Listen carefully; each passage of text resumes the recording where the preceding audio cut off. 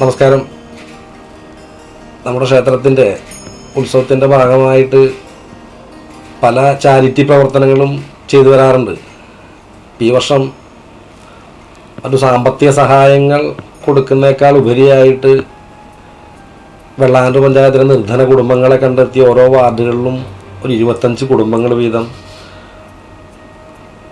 അല്പം അരി, അതുപോലെ തന്നെ 50 വയസ്സിന് മുകളിലുള്ള വിധവകൾക്ക് ഒരു വസ്ത്രം, ഇത് കൊടുക്കുക, ഒരു സമൂഹ സദ്യ നടത്താം. ഇത്തരത്തിലുള്ള തീരുമാനങ്ങളാണ് ഈ വർഷം ഞങ്ങൾ മായാസന്നിധി എടുത്തിട്ടുള്ളത്. ഇവിടെ നടക്കുന്ന പൂർണ്ണമായിട്ടും എല്ലാ പൂജാതി കർമ്മങ്ങളിലും സമൂഹ സദ്യയിലും ഈ നാട്ടിലെ മുഴുവൻ ഭക്തജനങ്ങളും ജാതി മതഭേദമന്യേ പങ്കെടുക്കാൻ വേണ്ടി ഞാൻ ആത്മാർത്ഥമായി ക്ഷണിച്ചുകൊള്ളുകയാണ്. നമസ്തേ.